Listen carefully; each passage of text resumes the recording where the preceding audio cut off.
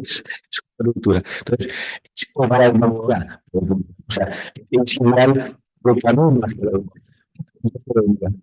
¿Cuánto se llegaría? Cuando eso no nos ofreció de penetración de la ruptura, pues que solo hay que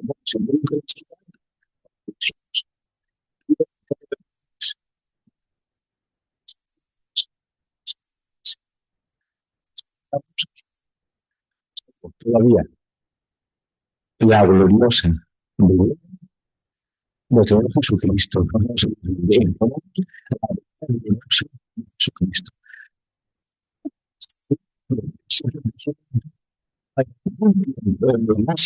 Salva en cuanto mirar hacia atrás, tengo que mirar hacia adelante. Pero no se está echando personas.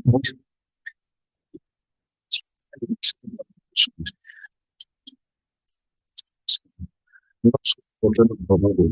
No porque nos han salido de la vida.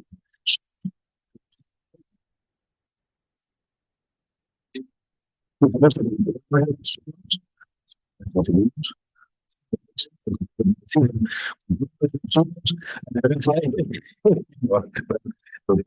Una buena esperanza.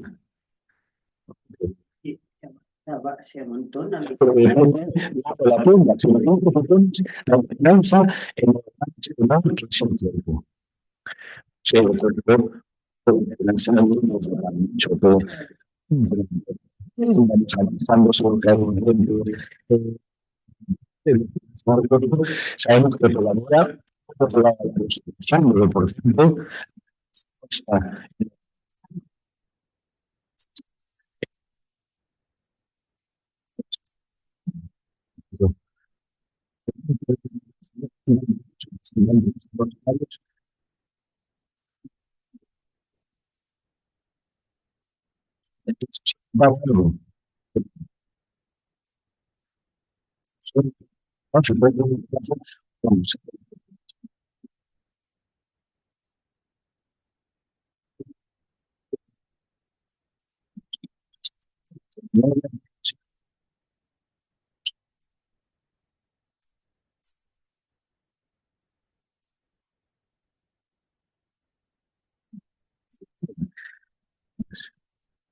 esta persona.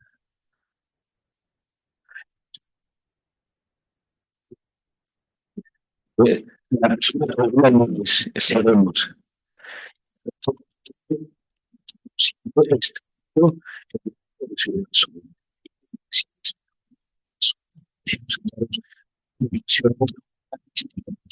en una visión como una persona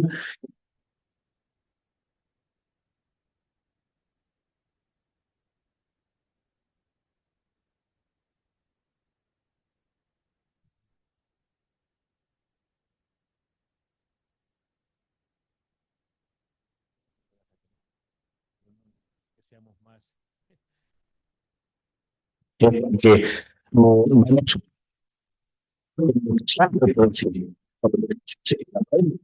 el conocimiento del sentido personal de cada uno y nuestra profunda libertad como criaturas hijos de Dios. Eso no pasa nunca. Eso siempre crece. Incluso en el cielo siempre crecerán esas tres cosas: nuestra libertad, el conocimiento personal de cómo Dios nos conoce y el amor que recibimos y el amor que entregamos. Eso es una persona. Eso es la Iglesia. Entonces, la unidad de la Iglesia está en el futuro. Y la Iglesia que tenemos que pensar en la Iglesia que está por crecer, la Iglesia que vendrá, la Iglesia que tiene que nacer en cada conciencia, en cada corazón, y por eso ningún tiempo es el tiempo definitivo. ¿Ves? Ahora, es verdad que el primer milenio puede ser considerado como un símbolo de la lucha de la unidad, pues porque es el momento en el que la misión primera de los cristianos, de los apóstoles, empieza a fallar y la unidad se mantiene. Pero ¿cuánto tiempo se mantiene la unidad en el primer milenio? Vamos a verlo ahora. Pues se mantiene solo 300 años. O 400 años. Porque justamente el primer milenio es un milenio donde va entre Oriente y Occidente, porque aún lo que es Bizancio y el gobierno de Roma están unidos. Pero hay dos rupturas radicales que son, si lo consideramos con la mentalidad de aquel tiempo, aquellas nubes verían, estamos en el fin del mundo, porque la ruptura de la Iglesia en el primer milenio ha sido irreparable, lo veremos ahora, porque lo que se rompe es el imperio entero y la Iglesia se parte en tres pedazos irreconciliables. Vamos a verlo. Antes, este mapa representa lo que cuando leemos la Biblia siempre encontramos, lo que es lo que sería el panorama de la evangelización primera de los apóstoles. Y veis, pues, ¿por qué lo tenemos así? Pues porque en nuestro mundo conocido, pues está Roma, ahora se está eligiendo el Papa en Roma, está Alcázar de San Juan, que es mi pueblo, por aquí, ¿no? En España, que es muy importante, Grecia, es el mundo de la cultura europea occidental. Pero en realidad es un mapa al que le falta algo, porque nos cuenta que el cristianismo primitivo no llega solamente a esta parte occidental, sino que llega hasta el extremo último del Oriente con China. Os acordáis que alguna vez lo hablamos ya. Llega con China porque el apóstol Tomás llega también a evangelizar China y de hecho, pues a este mapa le falta todo el Oriente. Hombre, es cierto que se ve un poquito la confluencia del Tigris y el Éufrates con el Imperio Parto, donde hoy está Nínive. Pero toda la parte que queda por pintar es en el siglo I cristiana. O sea, este mapa representaría la obra de los apóstoles que vienen desde Jerusalén enviados por Jesús al oeste. Pero hay otros 6 apóstoles que caminan en su misión hacia el oriente y que también constituyeron una iglesia una.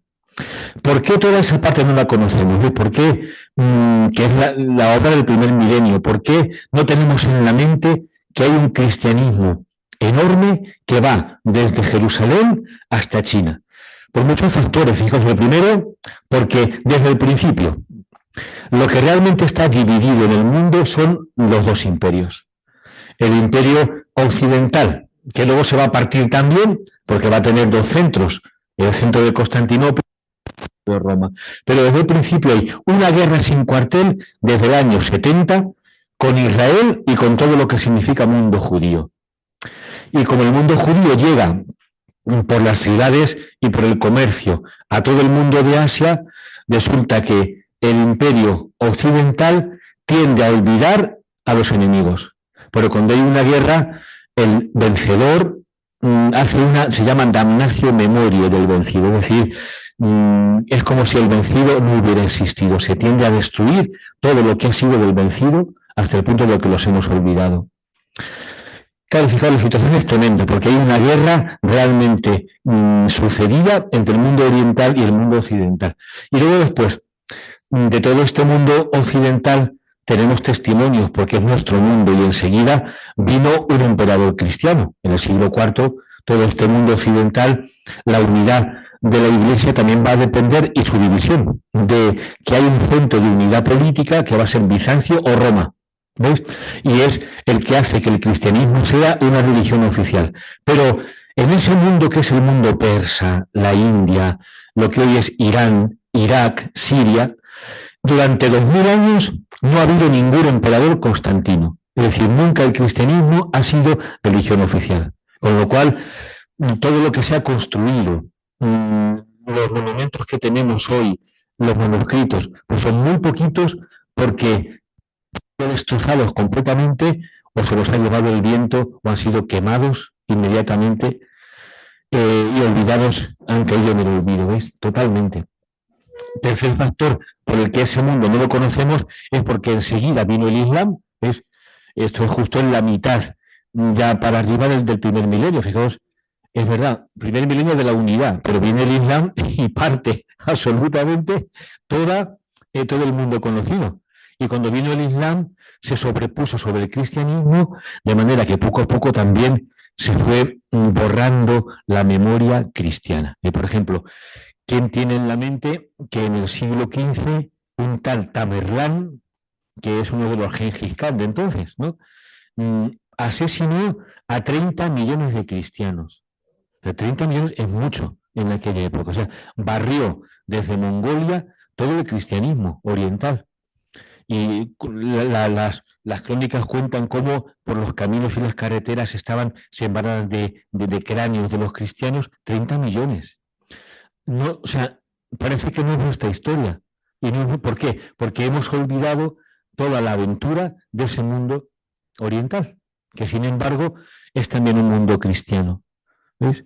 Entonces es verdad, primer milenio, símbolo de unidad, de la unidad que hoy tenemos que reconstruir. ¿Y cómo se reconstruye? En la memoria. Primero, recobrando la memoria cristiana de cada comunidad, buscando cuál es el centro que unificó desde el principio la primera evangelización y mirar al futuro en el crecimiento de la fe con una grandísima esperanza. Son las tres cosas que vamos a ver. Primero, vamos a ver qué es lo que pasa en el primer milenio. Vamos a ver mapas de cómo la Iglesia fue quedando y luego reconstruimos en la unidad del origen. Dale al mapa, que yo no veo aquí cómo esto se me ha roto. Ya. Aprovecho para el agua. Paso 1.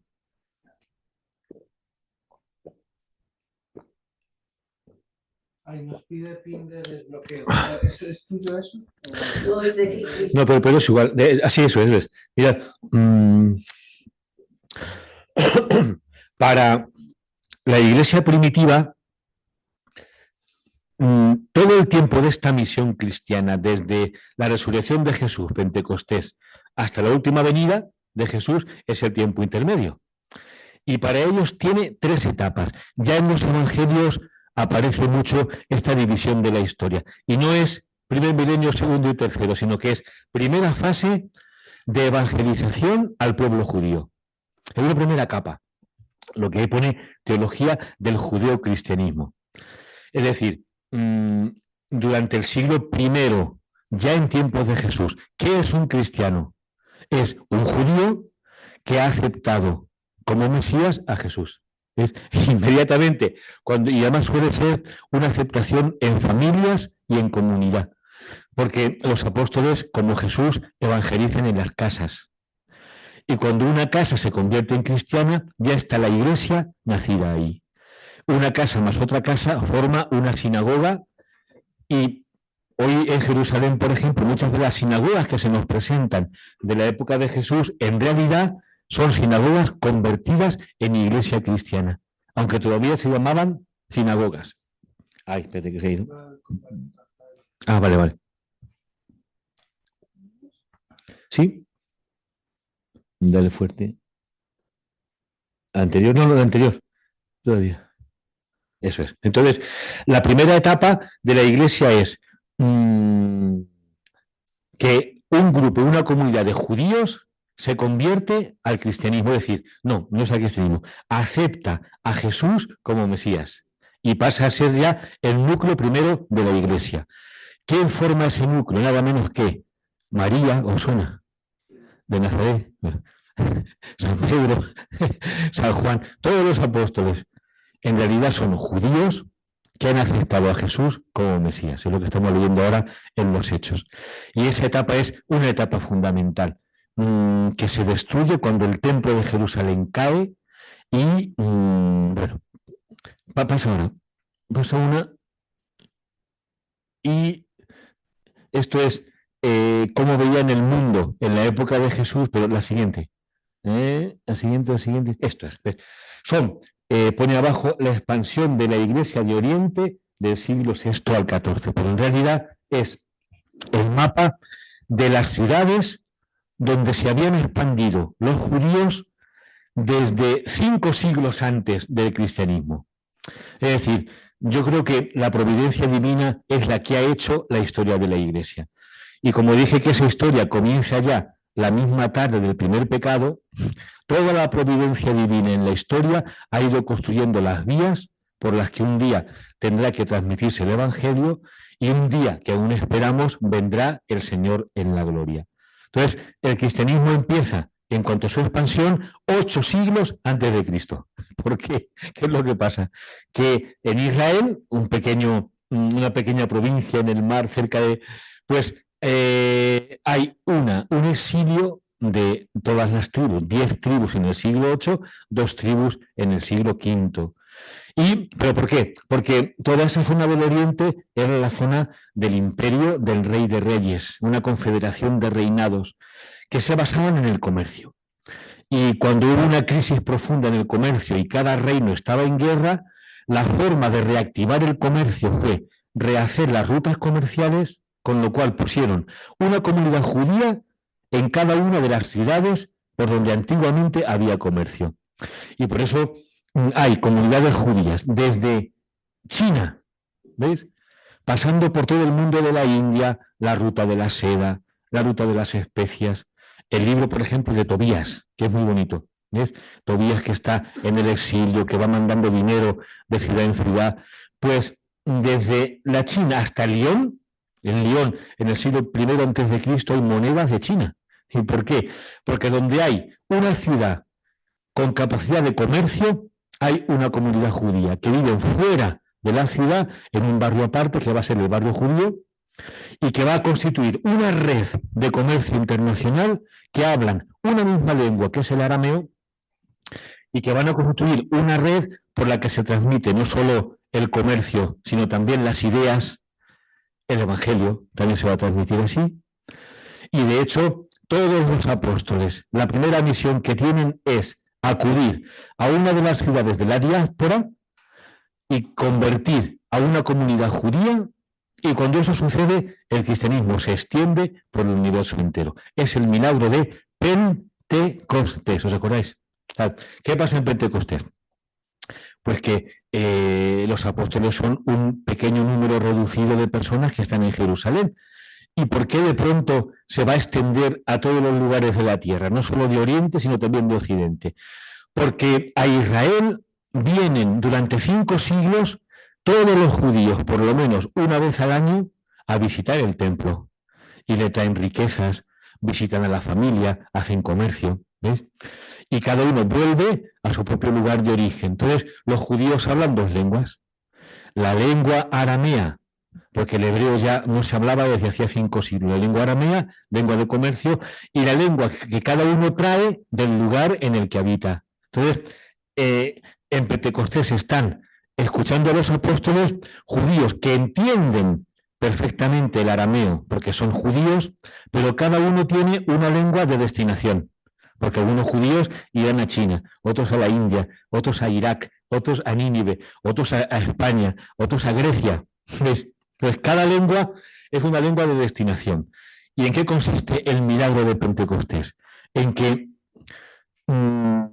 Pedro y los apóstoles hablan, bueno, gritan porque están como medio llenos del Espíritu Santo, y el milagro es que cada uno de los que están presentes escuchan en su propia lengua, o sea, ellos escuchan en arameo, pero como que reciben la traducción, sería así, traducción oficial por parte del Espíritu de las palabras fundamentales del Evangelio para poder transmitirlas en una evangelización al resto del universo entero.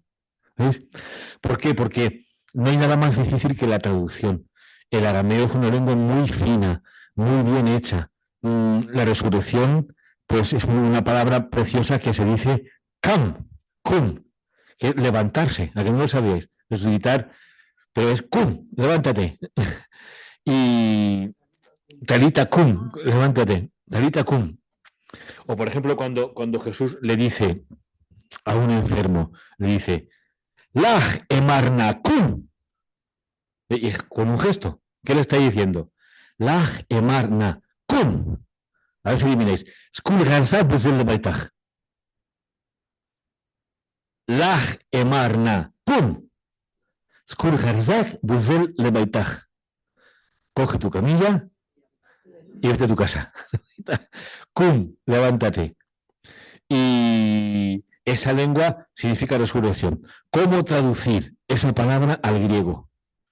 Una palabra que el griego no conoce la resurrección. Y de hecho, cuando San Pablo dice, bueno, pues os presenta un Dios desconocido, ¡ay, qué bien! Eso es divertido. No, pero es que ese Dios resucitó a su... déjate de rollos, que de eso nos hablarás otro día. ¿Veis?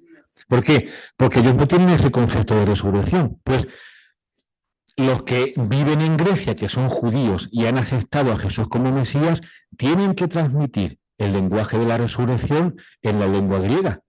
Y eso es Pentecostés. Que a cada uno se le va a dar la palabra justa para poder penetrar en su propia cultura con los conceptos necesarios para evangelizar. ¿Cuál va a ser el resultado? Que en esta primera etapa, que es una etapa judía, en cada uno de los lugares donde hay judíos, que es el mundo entero. El mundo entero. ¿Veis? En cada uno de esos lugares va a haber un grupo de judíos que van a estar enseguida también en contradicción con la misma comunidad judía de cada lugar y a veces también con el imperio de cada sitio, pero que ya son cristianos. Y el milagro es inmediato, es el paso de una comunidad judía étnica, es decir, de judíos porque han nacido de judíos según la carne, a una comunidad misionera que relativiza incluso su lengua y que se abre, es el segundo paso, a la misión a las naciones. Es decir, el signo de que una comunidad judía se ha convertido a la fe es que enseguida empiezan a entrar en la comunidad personas provenientes del paganismo de cada lugar, hablando la lengua que se habla en cada sitio y haciendo una comunidad cristiana de las naciones. Es muy bonito, ¿veis? Y entonces, claro, creo que es interesante porque esto nos habla de la profunda humildad de la primera iglesia, la iglesia primitiva, que es la iglesia de María. Es una iglesia muy profundamente anclada en la tradición judía, amante de la lengua aramea, con todas las resonancias que tiene esa lengua, porque es la lengua en la que ha fraguado la revelación, en la que ha hablado Jesús, pero muy conscientes de que tienen que renunciar a su propia particularidad para pasar de una comunidad étnica a una comunidad universal abierta a las naciones. Y nace la segunda etapa de la evangelización, las naciones. Es muy bonito. Bonito, y por ejemplo, toda esa parte que ahora veremos de Irak, por ahí arriba, que nos vamos en junio, vamos a hacer una misión, llevamos haciendo ya 3 años, y justamente vamos al centro de la cristiandad que se llama Erbil, porque era Nínive, pero Nínive se ha quedado destrozado después de la guerra con el ISIS. Y Erbil, pues... Ay, no me digas, no me asustes. Con los nuevos sitios que hay. Bueno, es verdad, porque ahora... No, nosotros simplemente vamos y ya nos informaremos cuando vengamos. Parece que estaban contentos los sitios, pero ahora ya no están tan contentos. Madre mía. Lo que sí vimos es que estaba la ciudad llena de inmigrantes perseguidos de Siria. ¿Veis? Toca la campana. Estamos en la...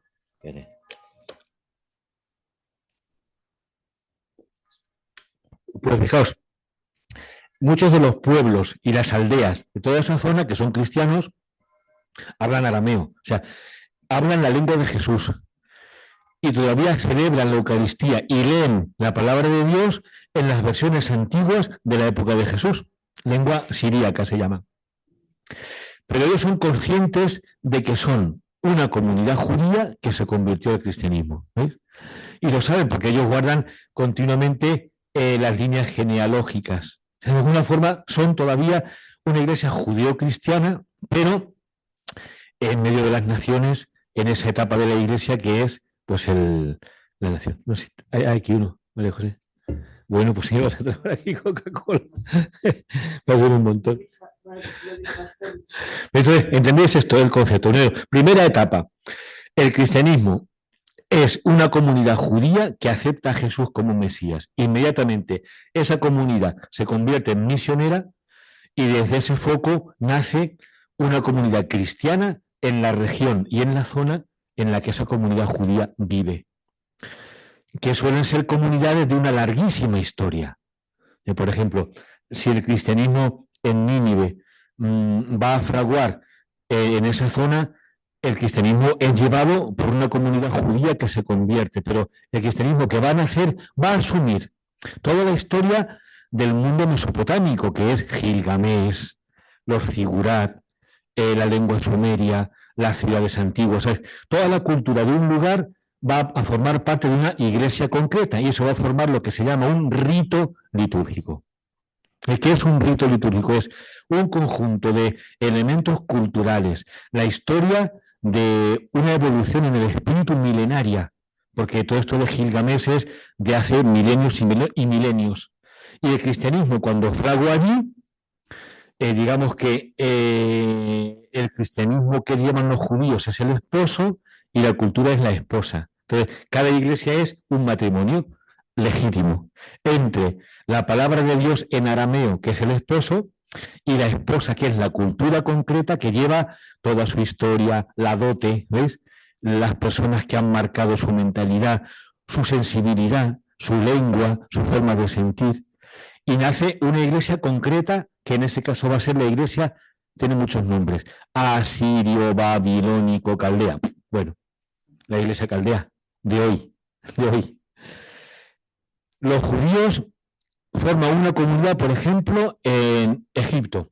Y Egipto, fijaos, es una cultura milenaria de los faraones, el arte egipcio, el culto de los muertos, es la esposa. Entonces, el esposo es el único, porque es el único Cristo, además llevado en la lengua aramea también, es el esposo. Pero como es un matrimonio, toda la cultura egipcia con su lengua, su sensibilidad, su forma de ver la vida, su arte específico, al entrar en matrimonio con la única palabra de Dios, van a hacer la iglesia copta.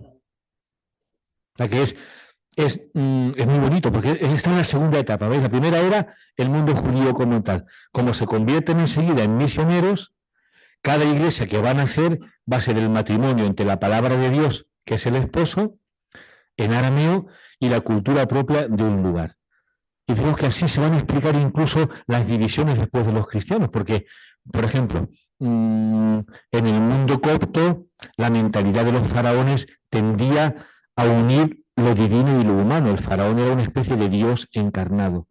Entonces, va a ser muy fácil que en esa región nazca luego una herejía que se va a llamar el monofisismo, porque es la mentalidad antigua de aquella cultura que ya piensan que lo que importa es la divinidad. Lo humano cuenta muy poco. Mientras que en el otro mundo que hemos dicho de Nínive, Gilgamés, las aventuras de los héroes, se tiende mucho a dividir lo humano y lo divino. Son más semitas. Lo divino es trascendente y lo humano está limitado. Y ahí van a hacer lo que se va a llamar luego la herejía nestoriana. ¿Veis? Que es la comprensión de Cristo como tan dividido lo humano y lo divino que parece que son dos personas distintas. Y no es así, pero es la mentalidad. ¿Ves? O sea, todo esto va a influir incluso después en la diferencia y muchas veces en la división.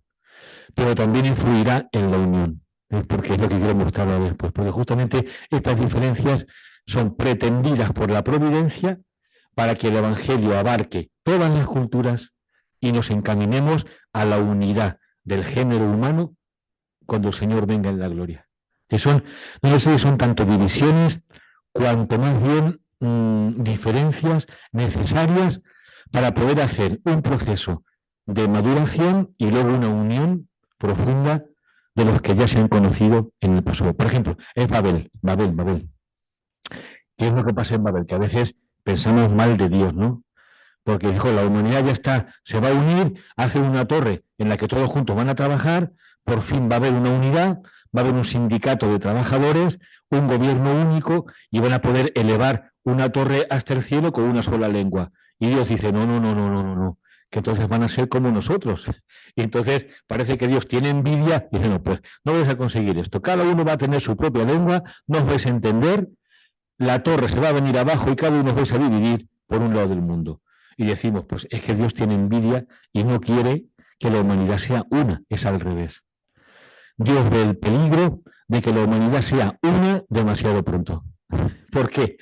Porque lo que Babel quiere construir es un ídolo de la unidad. Cuidado, es decir, es la unidad de una humanidad bajo un solo poder humano que se tiene por Dios, es el hombre que se hace Dios y que al final acaba esclavizando a la humanidad entera en un trabajo pues de construcción con los ladrillos, que es un trabajo inmoral, porque es la destrucción de lo humano y el hombre como esclavo, o sea, es pues, el intento de construir una humanidad unida sin Dios, sin Dios. Y esa unidad Dios la tiene que destruir, totalmente. Y lo que hace al separar en lenguas, en culturas distintas, ¿no? En mi pueblo hay una mujer que dice, ¿y por qué no hablaremos todos la misma lengua? Así nos entenderíamos. Digo, ¿cuál? El español. A ver, claro, pues ¿cuál va a ser si no? No, no puede ser, porque son muchas las lenguas. ¿Ves? Yo creo, en el fondo, que todo intento de unidad sin Cristo está abocado al fracaso. Pero incluso en la persona.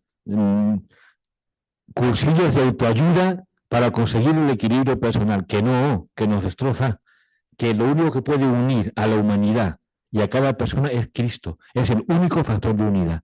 ¿Ves? Entonces, en Babel, Dios hace un favor tremendo a la humanidad, porque en vez de consentir que hagan ya antes de tiempo una unidad humana de esclavizadores y de esclavos, dispersa en lenguas distintas a toda la humanidad para que cada parte de la humanidad haga la experiencia de la vida en su propio lugar, con sus propias claves, cree una cultura diferenciada, busque cuál es el sentido de la vida, cree una filosofía, haga un arte, ¿ves? Y nace el mundo chino, el mundo oriental, el mundo africano, una humanidad tan diferenciada que es la única condición para que un día haya una unidad rica de contenido. Si no, toda la humanidad sería igual, uniforme, absolutamente en la noche todos los gatos son pardos, sin luz. No, eso no lo quiere Dios. Dios quiere una humanidad madurada en cada lugar, con la experiencia histórica, con su propio fracaso, hasta con sus propias guerras, no lo sé. Es la historia entera de la humanidad que siempre va a ese final último, maravilloso del reino de Dios. ¿Ves? Y es necesaria la diversidad. ¿Por qué? Porque después hay que confluir en una unidad rica de contenido. Un poquito es lo que va a pasar aquí. Y es interesantísimo, ¿no? Aunque haya habido divisiones, ahora veremos en concreto algunas, han sido más bien divisiones políticas, por muchas razones, para poder convivir, y de hecho en muchos de esos lugares donde hay un cristianismo oriental inculturado, la mitad están unidos con Roma también, porque del mundo de los caldeos, la mayoría están unidos con Roma. Ahora, donde vamos nosotros ahora, celebramos con ellos en lengua aramea, la Eucaristía, y totalmente unidos con Roma, y en buenas relaciones con la iglesia local nestoriana. Un lío, porque luego ya esto es un mosaico tremendo, ¿ves? Pero es bonito, es bonito. Entonces son dos etapas. La primera hemos dicho, judía; la segunda, las naciones, que va a ser diferenciación, dispersión, para conquistar la riqueza de toda la cultura humana. Y una etapa nueva que comenzaría, yo creo que al principio del siglo XX, con el Vaticano II quizá, que es una etapa donde el Evangelio ha llegado ya a todas las naciones, y es la etapa, ¿cómo decirlo? No os asustéis, de la preparación de la venida última de Jesucristo. O sea, no es el fin del mundo, que no es que el mundo se vaya a acabar. Es una etapa de una cualidad nueva, muy diferente.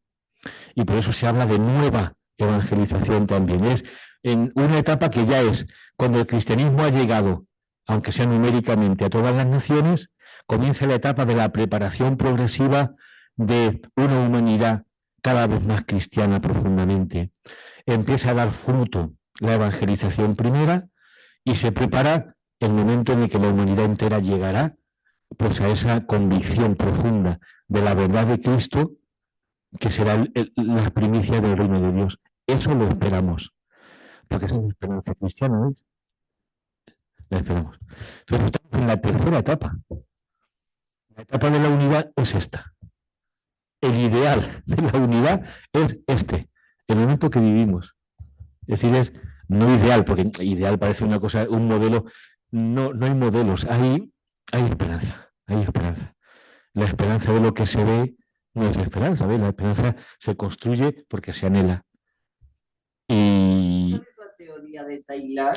no, la de Taylor es un poquito más impersonal, o sea, todo tiende por sí mismo a una unidad, pero es por sí mismo. En la esperanza no hay nada por sí mismo, porque la esperanza es fruto de libertad. Entonces, no es una tendencia natural de la historia, no. A lo mejor al revés, la historia por sí misma tiende a la catástrofe, la guerra, tal. No, tiene que ser fruto de la esperanza cristiana activa. No es las cosas por sí mismas llegarán al final a un final feliz. No, eso solamente pasa en las películas de Hollywood. En la realidad no. O sea, el final feliz ya está conseguido porque Cristo ha vencido, pero la historia necesita la libertad humana en la apertura a Cristo de cada cultura otra vez, o sea, como una especie de nueva evangelización de verdad, ¿veis? Donde en la libertad hay que conseguir una humanidad unida a Cristo y además con el trabajo sobre todo del mismo Cristo, porque o es él el que inicia esto o nosotros estamos tan cansados que decimos, bueno, pues ya en otra vida haremos otra cosa. No, no, no. La esperanza es enorme. El momento de la iglesia es este. ¿Veis? Y la unidad la tenemos delante. La tenemos delante. Bueno, un poquito de agua. Pasa. A ver. Bueno, es un mapa que hemos hecho en Francia hemos tomado la historia de cada apóstol. Y cronológicamente, veis, todos al principio trabajan las tribus y Sion. El trabajo hasta el año 37 es Israel como tal. Cada apóstol una zona de Israel.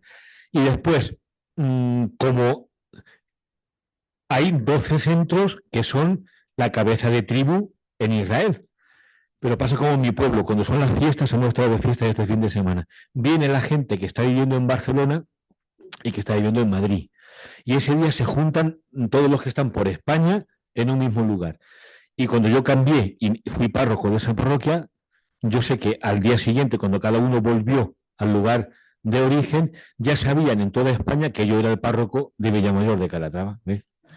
Eso no tiene ninguna importancia, pero con Jesús sí. O sea, el Evangelio comienza a expandirse ya en la época de Jesús, porque si cada año los judíos que están en la diáspora vienen a Israel y escuchan a un apóstol del Mesías en la ciudad que cada apóstol ha recibido como lugar de trabajo, la evangelización empieza a expandirse ya antes de la muerte de Jesús. ¿Veis? De hecho, vienen unos griegos y ven, unos griegos queremos ver a Jesús. ¿Por qué? Porque son judíos griegos que ya han escuchado la noticia de las palabras de Jesús y quieren llevarla antes de la muerte de Jesús a la cultura propia. O sea, la evangelización empieza ya desde el principio. A veces digo que la providencia divina, como he dicho, pone un reguero de pólvora durante 8 siglos. Y Pentecostés es la llama. ¡Pah! Y eso explica que en un solo siglo el cristianismo llega desde Jerusalén al universo entero. ¿Cómo puede ser? Si no había ave. Ni ave, ni aviones, ni teléfonos móviles. Pero hay familias convertidas, transmisión del comercio, intercambio y un mundo judío que en todas partes tiene comunidades que acogen porque ya lo han oído que Jesús es el Mesías. ¿Ves? Entonces, enseguida cada apóstol sale a la diáspora y cada uno va a diferenciar su misión en una parte del mundo donde hay judíos. Y lo que fundan es esas comunidades de judíos convertidos que ya empiezan a hablar la lengua del lugar en el que están y a construir la iglesia en la etapa de las naciones. El nuestro está por allá, a ver, Santiago. No sé dónde está el tercero. Sí, España, ahí. Empezó a hablar gallego, ¿no? Creo que empezó por ahí. Antes de hablar castellano, empezó con el gallego. Muy curioso. Y fijaos arriba, Pedro. Es tremendo porque no está en un lugar concreto. Desde el principio, Pedro es el que tiene que revisar la obra del Evangelio en todas las ciudades. Y es, aunque él también funda iglesias, pero está por todas partes, Roma, Antioquía, el mundo oriental. Eso, el Betis, el Celta, y al final todo tiene razón. Sion, Juan, qué bonito es. Saúl, Saúl Pablo. No, porque Pablo se considera uno de los 12, es apóstol, porque es el sucesor de Andrés. No. Judas es sustituido para que el número sea clave por Matías. Andrés, que muere muy pronto. ¿Dónde está Andrés? Por aquí, si no, Felipe. André. Y Andrés muere muy pronto, ¿ves? También. Por ahí. Sí, ahí, Grecia. Y es cuando Pablo ya es considerado como apóstol que sustituye a Andrés. Por eso va a ser apóstol. Si no, sería simplemente hombre apostólico, misionero, pero no es apóstol por eso. También ahí. ¿No es curioso todo esto? ¿Él? Sí.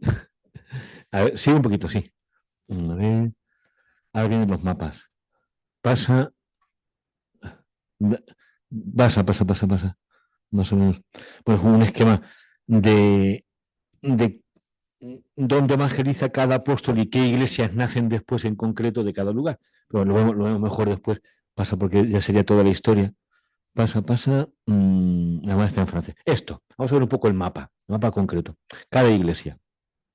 La cosa es, en el primer milenio es al mismo tiempo la unidad, pero también la diferencia. La unidad porque en el mundo oriental, en un momento concreto, la iglesia se va a organizar como una pentarquía, que son las 5 sedes fundamentales que están unidas en el gobierno de la iglesia, que son, bueno, el Patriarcado de Roma, Constantinopla, Alejandría, Antioquía y Jerusalén. Que son la pentarquía, que son las 5 sedes de patriarcados que van a constituir la unidad entre Oriente y Occidente. Más o menos.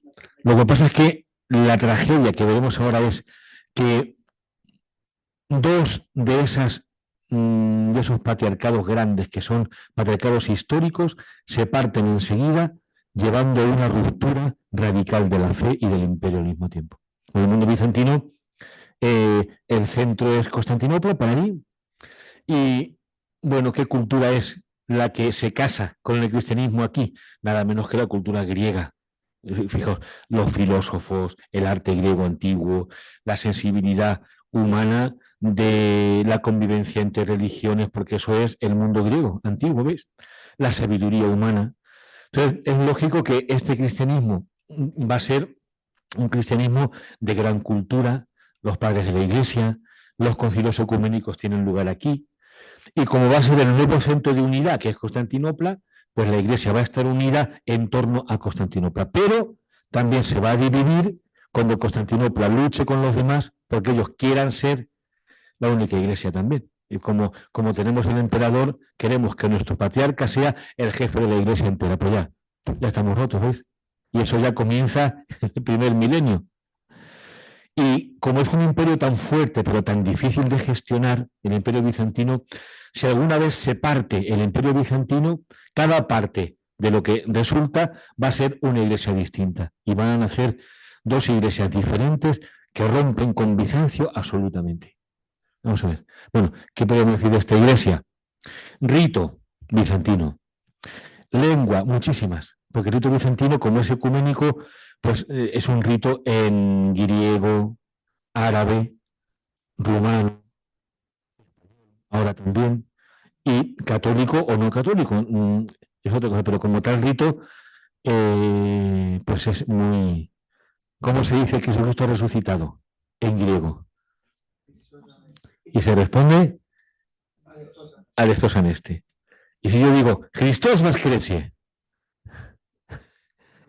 ruso. Se responde, «Истинный воскресе», que es lo mismo pero en ruso, por allí. Y si digo, «Al-Masías qam», es lo mismo pero en árabe. El Mesías se ha levantado. ¿Veis? Siempre igual. Hristos ha enviat. Adeorat enviat. ¿Veis? Pero es el mismo rito que es bizantino, pero en lenguas muy distintas, que es la extensión del Imperio bizantino. ¿Veis? Cuando nace Rusia como mundo cristiano, ya es el paso del primer milenio al segundo, porque es en el año 988, es justamente en la mitad. Pero nacen como un hijo, ¿ves? Si decimos que es un matrimonio, el hijo de la comunidad rusa cristiana es totalmente católico todavía, porque aún no se han dividido Oriente y Occidente. ¿Ves? Entonces, Rusia nace en la unidad todavía de la Iglesia Universal típica del primer milenio. Eso sí es verdad. Bueno, y ahora es un lío tremendo todo esto, porque tampoco hay unidad, ya lo sabéis, ¿no? Constantinopla es oficialmente como el centro de la unidad oficial, ¿no? Pero ahora mismo, sobre todo con la guerra de Ucrania, pues Rusia ha roto con Constantinopla. En Ucrania hay 3 iglesias diferentes, cada una en lucha con las otras, y muchas veces han intentado hacer un concilio panortodoxo y saben que eso es algo escatológico, o sea, se conseguirá cuando venga el Señor en la gloria, o a lo mejor el Señor viene en la gloria cuando consigamos que haya un concilio ecuménico. ¿Ves? Quizás sí, quizás sea la preparación de la esperanza, ¿ves? Un concilio con todas las iglesias, con todas las tradiciones apostólicas realmente reconciliadas y diciendo, pero pues Señor, ven ya que esto está hecho. O sea, falta, gracias a Dios, mucho todavía. Aunque hay mucha esperanza. A ver el siguiente. ¿Pasa? ¿Y esto qué es? Ah, sí. No, donde vamos nosotros es allí al norte, que pone Mosul. Pues justo la otra que está en negrita, que está al lado. Eso es Erbil. Es todo el ámbito del Irak, que es la iglesia que un día se llamó Iglesia Nestoriana. Esta iglesia es una maravilla de iglesia porque, ya os digo, aquí nunca el cristianismo fue oficial. No hubo nunca un Constantino. Entonces, es el cristianismo de los patriarcados de lo que fue el imperio parto, persa, después Bagdad, Irak, y el cristianismo fue o bien consentido o bien perseguido. Y cuando era consentido, ¿a qué se dedicaban? Pues no hacían grandes catedrales porque sabían que a lo mejor al año siguiente lo tenían que derrumbar todo. Pero cuando el cristianismo era consentido, se dedicaban a profundizar, a echar raíces, es decir, a ir a monasterios muy elevados en lo alto de la montaña y profundizar en la vida del espíritu. Es muy bonito, ¿ves?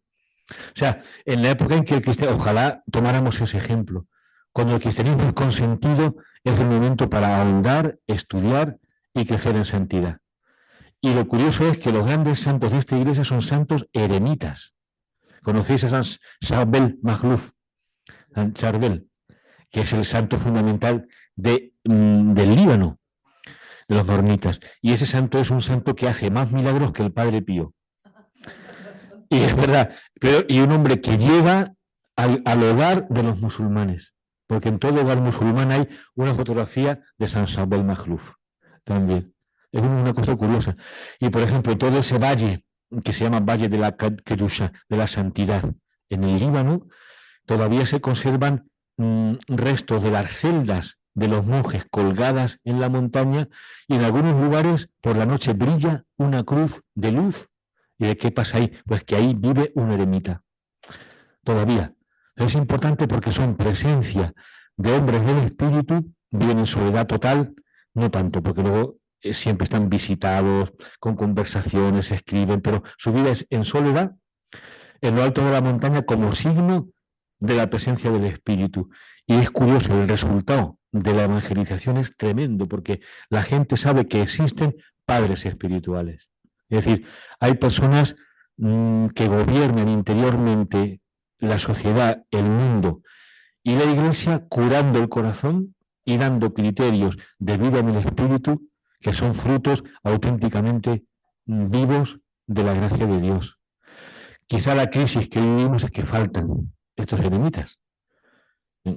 Los monasterios están bien, ¿no? Pero los monasterios ya están también en una decadencia muy grande, porque todo lo que es institucional funciona, pero luego se cae. Yo he ido este año a dar ejercicios en 2 monasterios. Y el problema de todos es la vida de la comunidad, pues que ya no se puede, porque ya todo es tan difícil. Y yo decía, pero ¿y a ti qué te importa cómo vaya la comunidad? Tú, para ti, ¿qué es la vida? ¿No puedes tú mejorar por ti mismo tu vida? Es que eso es enfrentarme, romper. No, pues, enfréntate y rompe, porque estamos en el momento de la esperanza y cada uno puede vivir la radicalidad de la fe según la misión que recibe. Y eso era la vida eremítica en todo este mundo. Además, en este mundo entero, los monasterios no son solamente de vida comunitaria, sino que hay una especie de vida intermedia. Está el gran monasterio con una comunidad que tiene trabajo, cultura, convivencia, pero luego siempre hay comunidades o fraternidades de 5 o 6 personas en torno a un padre espiritual cuyo objetivo es crecer en el espíritu en torno a un padre, con libertad. Es bonito, porque iban haciendo lo que el espíritu quiere que nazca. Y luego otros, los que reciben esa misión, que viven en la soledad, en el apartamiento, y con esa diferenciación de vocaciones se va haciendo una especie de sistema respiratorio de la vida del espíritu que va renovando la Iglesia y la sociedad. Pues eso es lo que hizo esta Iglesia en la época en la que eran consentidos. Y tenemos pues una grandísima tradición de obras espirituales que cuando uno las lee dice, pero si esto parece que está escrito para hoy, porque son de una esperanza, una fe en la vida nueva, en la resurrección, en que Cristo ha vencido ya. Y eso es lo que ya mismo estoy yo trabajando, que es la traducción entera de Isaías de Nínive. Pues llevo ya 2 tomos, que la verdad es que lo pude hacer por la pandemia. Vamos, yo no pido que haya otra pandemia, pero si la hubiera, al menos para mí, acabaría todo Isaías de Nínive y haría 3 autores más. Pero bueno, no la pido de ninguna forma. ¿Cuántos escritos tiene? Sí, tiene muchísimo. Y algunos todavía están sin editar, o sea, aún falta el texto crítico, que ya están haciéndolo. Bueno, yo lo tengo ya traducido, antes de que salga el texto. Pero soy amigo suyo, entonces él me da las intuiciones de cómo va la cosa. No, porque está traducido en catalán. O sea, se le ocurrió a Nin, al obispo Nin, traducir al catalán una obra fundamental de Isaías de Nínive. Entonces, yo la leo en catalán y digo, pues aquí la palabra que tiene que ser más o menos es esta, ¿no? En la lengua original. Pero es un poco todavía de aventura. Habrá que esperar el texto original, pero bueno, que más o menos ya está hecho. Y ahora estoy traduciendo al último místico de esta iglesia antes de que viniera el Islam. El Islam viene en el siglo VII. En el siglo VIII ya va a coger el poder y va a empezar a prohibir la expansión del cristianismo. Y hay un último gran místico que además esa misma iglesia condenó, porque como eran nestorianos, los místicos parecían monofisitas. Entonces, al final es un lío. Y lo condenan por no ser nestoriano, lo acogen los monofisitas y se convierte en el gran místico de la iglesia oriental libanesa. Y se llama Juan de Daliaza. Desconocido completamente, a que sí, Juan de Daliaza, pero de una belleza, una altura, que muchos comparan con San Juan de la Cruz. Sería el San Juan de la Cruz del mundo oriental. Y ya están en la imprenta las homilías y las cartas, que también saldrán pronto. Yo creo que sí, una aportación importante de conocimiento del trasfondo cristiano de esta tradición. ¿Ves? Yo creo que en ese sentido sí que hay una unidad del primer milenio, en el sentido de que la labor, sobre todo espiritual, que se hizo en ese momento en que la Iglesia es consentida, pasa a ser un bien ecuménico. O sea, que las divisiones, aunque externamente se den, porque esta Iglesia entera, ahora lo veré, rompe con las demás iglesias, pero su trabajo interior, las obras de los padres, van a pasar enseguida a ser el patrimonio de la Iglesia entera, con lo cual tampoco hay una ruptura en el fondo. O sea, el ecumenismo espiritual ha funcionado siempre, continuamente, desde el principio. ¿Por qué se hace una iglesia nestoriana? Pues es fácil de comprender. Sí. Vale. ¿Por qué se hace una iglesia nestoriana? Porque como están en guerra con el resto del Imperio Bizantino, ¿no? Imaginaos, pues ante el propio país tienen que demostrar que no son traidores. Entonces, van a elegir cualquier motivo de división y de diferencia para decir que somos cristianos, pero no como aquellos. O sea, no pertenecemos a los cristianos con los que estamos en guerra, sino que somos cristianos de aquí, autóctonos. Y va a haber una controversia del nestorianismo y se van a hacer nestorianos por eso, para conseguir una independencia necesaria para poder vivir su propia fe y subsistencia de una forma más o menos plausible, ¿no? Por eso hoy nos hemos podido unir otra vez, porque la mayoría de estos cristianos están unidos con Roma sin mayor problema. Hay solo diferencia de lenguaje, pero no diferencia de fondo de concepción, porque son iglesias apostólicas. Entonces, cuando es consentida, la iglesia crece por dentro, y cuando es perseguida, se pone a llorar. ¡Ay, que me persiguen! No, o sea, cuando la iglesia es perseguida, evangeliza. Qué curioso. O sea, cuando es perseguida y por tanto hay que huir, esa huida es una evangelización que llena todas las rutas comerciales de Asia hasta China, la India y Mongolia. Y cuando tú vas por aquellos países, en China hay estelas del siglo VII escritas en siríaco, en arameo. Y en la India hay una comunidad de cristianos de Santo Tomás que son también gente que habla en arameo, porque son fruto de esa evangelización primera de esta iglesia. O sea, cuando hay persecución es el momento de evangelizar. La persecución hace crecer el evangelio en todo el mundo. ¿Veis? Entonces, voy a acabar, porque me tengo que ir, pero vamos a poner un mapa. Bueno, sigue a ver con los mapas, solamente los indico. Este es el patriarcado sirio católico. Estos son los otros sirios que son occidentales que pasaban a ser monofisitas. Son 3 iglesias monofisitas que rompieron con Bizancio. La iglesia siria, la iglesia armenia por arriba y la iglesia copta también. Claro, esto es daos cuenta que esta ruptura, que es en el siglo V-VI, la anterior es en el quinto, nestorianos, VI-VII, monofisitas. En realidad, al mundo bizantino oriental se le parte más de la mitad del antiguo imperio, con lo cual es la primera gran división de los cristianos. Bueno, es que no la contamos como división porque ni siquiera los conocemos, pero en aquella época fue una división total porque fue la ruptura del imperio entero bizantino y también romano, porque era la única iglesia entonces. Pues es una ruptura que yo creo que hoy, por la providencia de la historia, se va recomponiendo interiormente. Bueno, paso a paso, quiero llegar a... No pasa, ya no las digo, sería otra cosa, ¿ves? Es el mundo copto, Etiopía, Alepo, Siria, esos son los... Aquí llegamos. Esta es la imagen del primer milenio en las 2 etapas de la primera evangelización. Y veis que por qué hay una unidad y en qué sentido puede decirse que el primer milenio es el milenio de la unidad, porque lo que une es una persona. ¿Qué es? ¿Quién? San Pedro. Mirad el mapa. Sí, María. O sea, fijaos, San Pedro está ahí a un lado, un poco calvo por ahí. O sea, porque es el jefe de la misión, pero no es el centro de la unidad. Él no es personalmente el centro de la unidad. O es María o no es nadie. No puede ser. Lo explico ahora, pero solamente esa cruz representa a María. En realidad no es ella el centro. El centro es lo que hay dentro de María. ¿Ves? Hemos hecho este libro que representa eso. María, Madre de la Iglesia.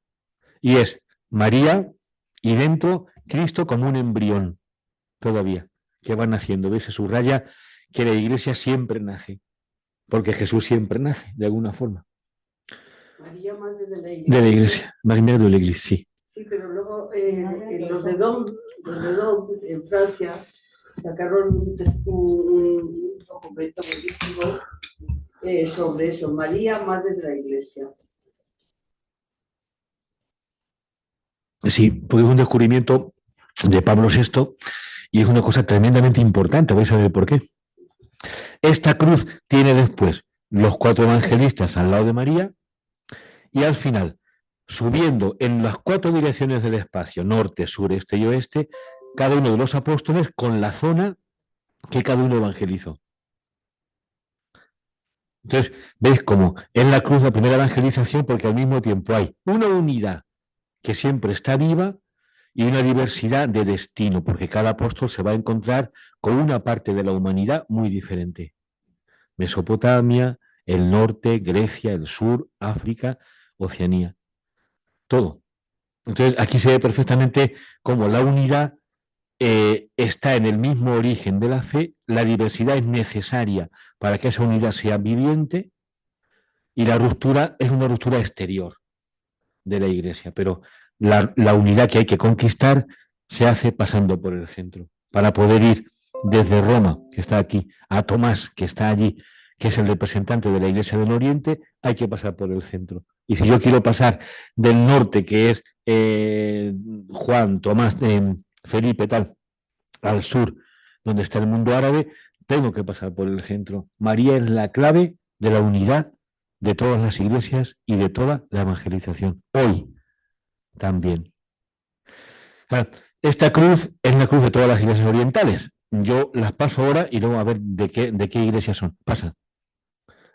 Pasa. Esta. Veis que es la misma cruz, pero es es la cruz de la iglesia india, los cristianos de Santo Tomás. Pasa. Y esta es muy fácil, porque pone Kam Le Maran. Kam Le Maran. Si está claro, no lo veis abajo. Kam Le Maran. Jesucristo ha resucitado, pero en la lengua aramea. Kam Le Maran. Y está justamente entre 2 ríos, que es lo que está en el medio de 2 ríos. Mesopotamia. Es la cruz de la iglesia mesopotámica asirio-babilónica, pero la misma forma. Pasa. La misma, Caldea. Caldea, esta la hemos visitado en Beirut. Este es para que veáis que es verdad, es un patriarca auténtico con la cruz del ángel. Armenia. ¿Qué pasa? Copta. Pero es igual, ¿veis? ¿Qué pasa? Bueno, no, esto pasa que no me da tiempo y me centro en la figura. Esta es María con el verbo dentro, pero pasa hasta que lleguemos otra vez al mapa. Pasa, aquí, esta es. Bueno, aquí está explicado qué es el primer milenio y la primera evangelización. Lo que une a la Iglesia no es una idea, ni política ni religiosa siquiera. Una idea religiosa al final se partiría en 20 ideas, ¿no? Estamos ahora esperando el cónclave. Toda la gente dice, pues a ver qué va a pasar, qué idea va a reinar. No importa qué idea reine, lo que tiene que reinar es una persona. Y la persona es la que tiene que recibir el crecimiento, o sea, porque la Iglesia no está gobernada por ideas, gracias a Dios. No somos un club filosófico, ¿no? Y tampoco un sistema político ni cultural, sino que el centro es personal, es una persona. Eso es interesante. Entonces, veis, la diversidad está, Beit en la casa. Los que están en esta parte son los apóstoles que van a ir a la Beit Rome, a la casa de Roma, que son San Pedro, Santiago y Santiago el Menor, por ahí. Eso en la casa de los judíos, Matías, que va a bajar hasta Etiopía, el mundo árabe, Mateo que bajará también hasta abajo, Simón que va a Jordania, arriba Andrés y Felipe que van a dar la vuelta por el Mar Negro y van a confluir arriba en Crimea, van a evangelizar el mundo griego, etcétera, y aquellos otros que son los apóstoles del mundo oriental. Bartolomé va a evangelizar Armenia, Judas Tadeo va a estar siempre a las puertas de Babilonia, en el sur de Irak, y Tomás, que va a ser un apóstol universal, va a evangelizar el norte de la India, Irak también, Babilonia no, Nínive, y al final India y China también. Entonces, ¿veis? Esta es la auténtica imagen de la evangelización primera. Y en el centro hay una persona, ¿veis? Entonces, ¿qué es la unidad de la Iglesia? María. La diversidad. Pero la diversidad de misiones, porque cada apóstol tiene que llevar el evangelio a cada lengua y a cada cultura, pero la unidad es Cristo que siempre nace del seno de María, siempre, porque si no, cada mundo tendría la tentación de inventar ellos el cristianismo. No, no, no. El cristianismo nace de la comunidad primera, que es Jerusalén, representada por María, como alguien vivo, y a partir de ahí se va expandiendo. Esta es la sinodalidad auténtica. Es la recuperación de las tradiciones apostólicas que están ahora mismo en todo el mundo cristiano. Pero eso es justamente mirar al futuro. ¿Veis lo que decía? Porque como el centro es siempre viviente, pues al final la esperanza está siempre viva también. ¿Ves? Entonces, ese es el resumen. ¿Es el primer milenio modelo de la unidad? En cierto modo sí, pero no. ¿Por qué? Porque el modelo de la unidad es el futuro. Es un futuro que nunca se va a convertir en pasado, porque es el futuro que nos espera, en el que creceremos continuamente en la unidad que ya tenemos en el fondo, y es el reino de Dios. Pues esa es la cosa. Muy bien. Gracias. Dios.